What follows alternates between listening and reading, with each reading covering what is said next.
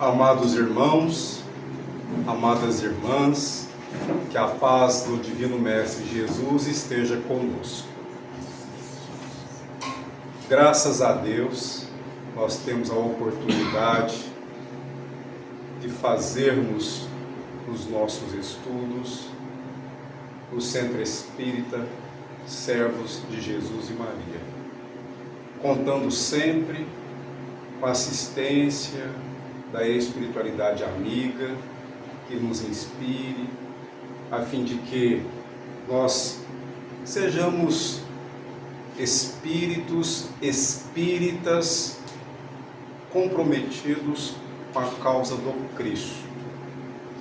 Eu não tenho dúvidas de que todos nós que aqui nos encontramos sabemos quem é o Divino Mestre Jesus. Não desconhecemos a nossa origem e também temos a certeza absoluta do porvir que nos aguarda. E para essa oportunidade, nós selecionamos a parábola dos talentos, contada pelo amado Mestre Jesus, conforme registrou o evangelista Mateus, no capítulo 25, versículos de 14 a 30. Mas antes, façamos algumas considerações. O talento, no mundo antigo, era um instrumento de aferição, de medida. Na Grécia tinha um valor, em Roma outro, mas também era uma unidade monetária, ou seja, dinheiro. Um talento equivalia a 6.000 denários. Um denário era um dia de trabalho. Então, um talento era um valor considerável. E o amado Mestre Jesus, em sua infinita sabedoria, ele elaborava suas parábolas buscando imagens que as pessoas pudessem compreendê-las, por conta de que aqueles recursos que ele se utilizava através do vernáculo, do verbo, da palavra, eram práticas comuns àqueles seus interlocutores, aos seus discípulos e seguidores. Então o Senhor disse: o Senhor age como um homem que, tendo de fazer longa viagem fora do seu país, chamou os seus servidores e lhe entregou os seus bens. Depois de dar 5 talentos a um, 2 a outro e 1 a outro, a cada um segundo a sua capacidade, partiu imediatamente. Então, o amado Mestre Jesus, em se referindo ao Senhor, que para nós outros representa Deus, nosso Pai Celestial, chamou os servos, porque ele queria viajar, ausentar-se por um tempo, e distribuiu as suas riquezas, de acordo com a capacidade de cada servo. Então, o que recebeu 5 talentos foi-se, negociou com aquele dinheiro e ganhou 5 outros. O que recebera 2, ganhou do mesmo modo outros tantos. Mas o que apenas recebera 1, cavou um buraco e enterrou, escondeu o dinheiro de seu senhor. Passado longo tempo, o amo daqueles servidores voltou e os chamou a contas. Veio que recebera 5 talentos e lhe apresentou outros 5, dizendo: Senhor, entregaste-me 5 talentos. Aqui estão, além desses, mais 5 que ganhei. Respondeu-lhe o amo: servidor bom e fiel, pois que foste fiel em pouca coisa, confiar-te-ei muitas outras. Compartilha da alegria do teu Senhor. O que recebera 2 talentos, apresentou-se a seu turno e lhe disse: Senhor, entregaste-me 2 talentos. Aqui estão, além desses, 2 outros que ganhei. O amo lhe respondeu: bom e fiel servidor, pois que foste fiel em pouca coisa, confiar-te-ei muitas outras. Compartilha da alegria do teu Senhor. Veio em seguida o que recebeu apenas 1 talento e disse: Senhor, sei que és homem severo, que ceifas onde não semeaste e que colhes de onde nada puseste. Por isso, como te temia, escondi o teu talento na terra. Aqui o tens, restituo o que te pertence.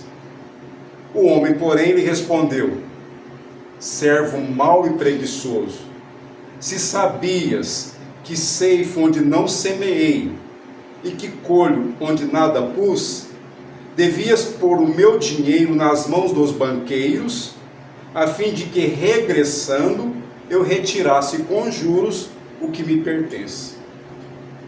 Tirem-lhe, pois, o talento que está com ele e deem-no ao que tem 10 talentos, porquanto dar-se-á a todos os que já têm, e esses ficarão cumulados de bens. Quanto àquele que nada tem, tirar-se-lhe-á mesmo que pareça ter, e seja esse servidor inútil lançado nas trevas exteriores, onde haverá prantos e ranger de dentes. Vejamos que parábola fascinante essa que o amado Mestre Jesus contou. Naturalmente, nós não temos aqui tempo hábil para um estudo aprofundado. Todavia, algumas perspectivas nós podemos considerar. Na parábola, temos o talento como unidade monetária. Mas nós podemos expandir o nosso entendimento, como também sobre as nossas habilidades, a capacidade que cada um tem. Aqui todos nós temos os nossos talentos.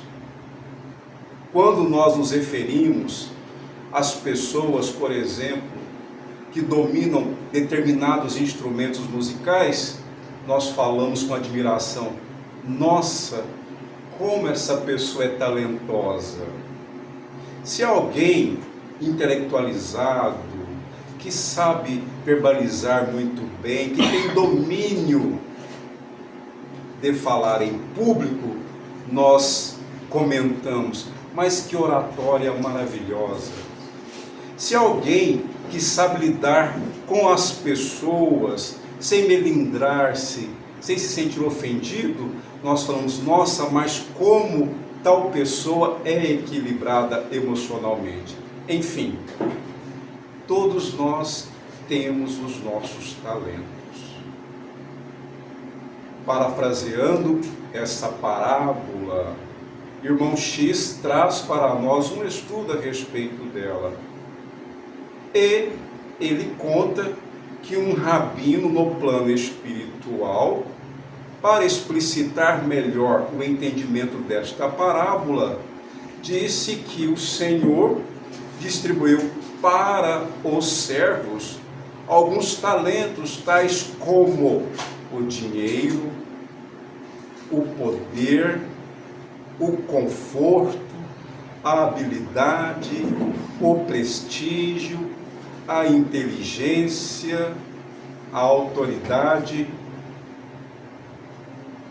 E aí, perdoe-me repetir, mas às vezes nós nos perguntamos: quais são os talentos que temos? Vou perguntar e aí cada um responde para si. Porque existem aqueles que dizem: eu não tenho talento algum. Será que não? Todos nós temos os nossos talentos. E existe um talento comum a todos nós, que é o trabalho. As potências espirituais que temos só vão sendo desenvolvidas através do trabalho. E trabalho no sentido lato do termo, no sentido mais amplo da palavra. O que nós estamos fazendo do tempo que temos à nossa disposição para que possamos desenvolver as nossas potências espirituais. Quando nós estudamos o Evangelho de Jesus, o que nós estamos aprendendo? E o que foi internalizado por nós, estamos nos esforçando para vivenciarmos, para praticarmos. Alguns exemplos. Já identificamos em nós o orgulho? Como vencer essa chaga da humanidade? O que é ser orgulhoso? Quando nós descobrimos o orgulho em nós, nós falamos para nós mesmos: eu não mereço isso. Por que eu estou sofrendo desta forma? Eu sou melhor do que aquele, do que aquela. Mas logo comigo? E por que não? E por que não? Isso é meu, isso me pertence, não vou compartilhar com ninguém. É quando você se declara egoísta.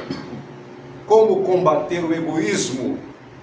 Esforçando-se para ser altruísta, para compartilhar com os outros aquilo que você tem. E se você nada tem para compartilhar, analise, busque em você mesmo esse talento que o Senhor lhe confiou, porque com certeza você tem pelo menos um talento. Pelo menos um talento. E nesse estudo que o irmão X narra, que ele nos traz do mundo espiritual, ele se refere ao servo infiel como portador de um talento, como sendo conhecimento espírita. E aí, qual tem sido a nossa postura com o talento do conhecimento espírita que nos foi confiado? O que nós espíritas estamos fazendo da verdade que já conseguimos compreender? Vamos recordar alguns aspectos básicos da doutrina espírita: a existência de Deus, a imortalidade da alma, a pluralidade dos mundos habitados e a comunicabilidade dos espíritos. Nós sabemos por que estamos aqui, bem como as experiências que nós estamos sujeitos, que chamamos de provações, são muito importantes para que nós tenhamos as nossas potências espirituais em desenvolvimento. Porque nós não somos espíritos imperfeitos, nós estamos imperfeitos. Essa condição ela é efêmera. Através da pluralidade das existências, nós vamos nos desfazendo dessas imperfeições, porque nós vamos nos aprimorando espiritualmente. Quando fazemos uma analogia da evolução com um edifício, uma imagem, por sinal, muito interessante e que nos provoca várias reflexões, é que no edifício da evolução nós não temos elevadores, nós temos apenas escadas. Então, para que nós possamos subir de um andar para o outro, é necessário que nós subamos degrau por degrau. O edifício, ele tem 4 paredes. Essas paredes, vão simbolizar para nós as leis divinas. Nós não conseguimos sair da influência dessas leis que são imutáveis e perfeitas. Nós temos o nosso livre-arbítrio, que faz parte dessas leis. Então, quando nós estamos progredindo, quando nós estamos nos aprimorando interiormente, quando estamos praticando os ensinamentos do Senhor, nós estamos nos elevando para o andar superior ou para uma condição espiritual mais elevada. Quando nós nos tornamos rebeldes, quando nos entregamos à inércia, à preguiça, ao medo, nós nos precipitamos para os andares inferiores. Não quer dizer que nós perderemos aquilo que nós já aprendemos, mas nós estaremos em condições mais difíceis, porque aquele que enterrou o talento, ele disse que temia o Senhor, dizendo que o Senhor colhia onde não semeava, ou seja, o Senhor distribuía suas bênçãos para todos, indistintamente. Mas este servo preguiçoso, com medo do Senhor, com medo de errar, seria semelhante àquele que vamos reencarnar. Digamos que estamos todos no mundo espiritual. E aí o mentor, amigo, diz assim: chegou a hora de você se preparar para reencarnar. E aí você, de repente, tem um frio na barriga e recorda-se que na última existência você não foi um pai dedicado, não foi uma mãe tão zelosa quanto deveria ser, não foi um filho, uma filha obediente, como se espera que seja um bom filho, uma boa filha, não foi um trabalhador muito honesto, deixou de cumprir muitas promessas, negligenciou os valores que lhes foram conferidos, na verdade confiados. Então você começa a rememorar onde você fracassou na última existência, e aí você fica com medo. Mas eu tenho que reencarnar agora mesmo, não tem jeito de ser depois, não? Olha, meu irmão, minha irmã, o seu tempo de reencarnar já chegou. Você precisa reencarnar, porque você não pode mais continuar no mundo espiritual. Porque aqui no mundo espiritual, nós aprendemos a teoria, e no plano carnal, nós temos a prática. Ah, mas eu tenho medo de fracassar novamente. Você só vai vencer, você só vai deixar de fracassar se você passar pelas provas. Então, já ouvi pessoas dizerem assim: nossa, eu fui empurrado para a reencarnação, eu fui jogado para a reencarnação. Não, ninguém vai evoluir, ninguém vai ser feliz se não reencarnar. E quanto mais nós reencarnamos e vencemos as nossas provações e superamos as nossas expiações, mais as futuras reencarnações vão sendo mais felizes. Porque nós fomos criados para a felicidade, e a felicidade é eterna. Vejamos, o que são 100 anos perante a eternidade? Dizem os espíritos que 100 anos terrestres equivalem a um relâmpago perante a eternidade. Um relâmpago muito rápido. Então, não tenhamos medo. E o medo é que fez com que este servo infiel e preguiçoso fosse lançado nas trevas exteriores, onde há o ranger de dentes. O que quer dizer isso? Por conta da predominância das suas más tendências, ele, com medo, não trabalhou com os talentos que o Senhor lhe confiou. Então ele vai perder aquelas possibilidades que ele teve para reencarnar em condições mais difíceis, a fim de vencer a si mesmo. Então vai passar por reencarnações, onde, privado daquilo que agora ele não valorizou, que ele possa reconquistar esse bem que estará sempre à disposição dele. E neste caso, no estudo da parábola que o irmão X nos trouxe através do médium Francisco Cândido Xavier, o conhecimento espírita, o Senhor tirou daquele que o recebera, que enterrara no chão, e deu para os outros dois, para aquele que conquistou mais 5 talentos e para o outro que conquistou mais 2 talentos. Porque eles se esforçaram, tiveram suas dificuldades, mas não se entregaram à preguiça, à desonestidade, enfim, eles trabalharam. E aí vamos perguntar, o que estamos fazendo com os talentos que o Senhor nos confiou? A mãe tem os seus talentos? Sim. E o pai? Também. O pai é protetor, a mãe é educadora. Outro dia alguém disse-me, eu aprendi com meu pai isso, eu aprendi isso com a minha mãe. Vejamos que nós trazemos em nós as influências que nós recebemos dos nossos pais.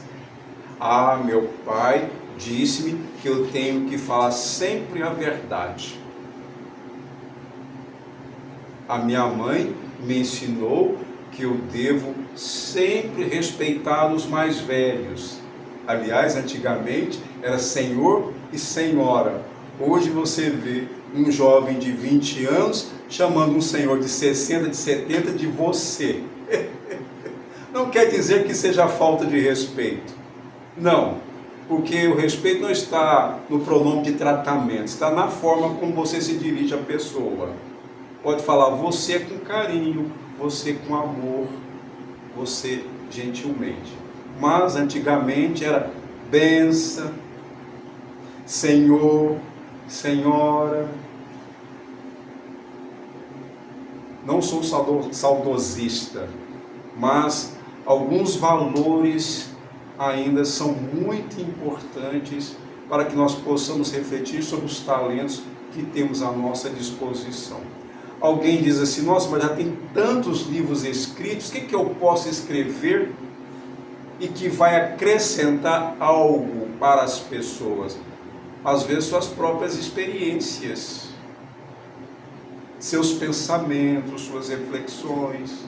Ah, mas lá no centro espírita já tem tantas pessoas trabalhando, se eu não for hoje, não fará diferença. Tem certeza? Olha que fará diferença sim, porque nós não estamos aqui por acaso. Dizem que uma brasa só ela apaga. Uma brasa só perde o calor. Então nós, quando estamos compromissados neste ideal com Cristo, nós somos espíritos que estamos a caminho desta realização maior. Certa feita, Allan Kardec disse assim, uma vara pode ser quebrada, mas um feixe de varas não. Então, nós aprendemos que todos nós que temos em Jesus o modelo e guia da humanidade, nós confiamos no Senhor, mas o Senhor também confia em nós. E vai chegar um momento em que nós iremos prestar contas de tudo aquilo que nós recebemos do Senhor.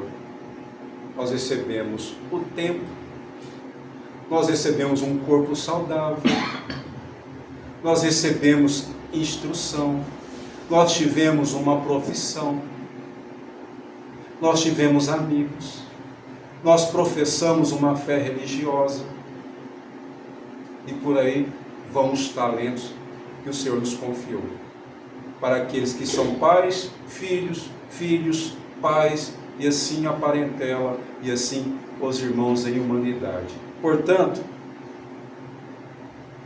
vamos fazer como os servos fiéis. Vamos multiplicar os nossos talentos, porque ninguém é tão sem recursos que pelo menos não possa orar pelos irmãos que estão passando por grandes dificuldades, que não possa levar uma palavra amiga para aquele que se encontra aflito, que não possa ouvir lamentações, que não possa estender mãos fraternas para ajudar aquele que se vê tombado na própria incúria, na própria indisciplina a que se entregou em virtude da ignorância em que se compraz. Então, meus irmãos e minhas irmãs, vamos meditar nesses ensinamentos de Jesus para que nós possamos fazer sempre o melhor de nós. E o dia em que nós retornarmos ao mundo espiritual, que nós possamos, diante da nossa própria consciência, dizermos: Senhor, eis aqui os talentos que o Senhor me confiou e estou trazendo outros talentos, como gratidão ao Senhor pelo seu amor fecundo e infinito, que sempre me envolveu, para que um dia eu possa ser feliz na glória do seu reino. Gratidão, meus irmãos, gratidão, minhas irmãs, que o Senhor nos abençoe a todos.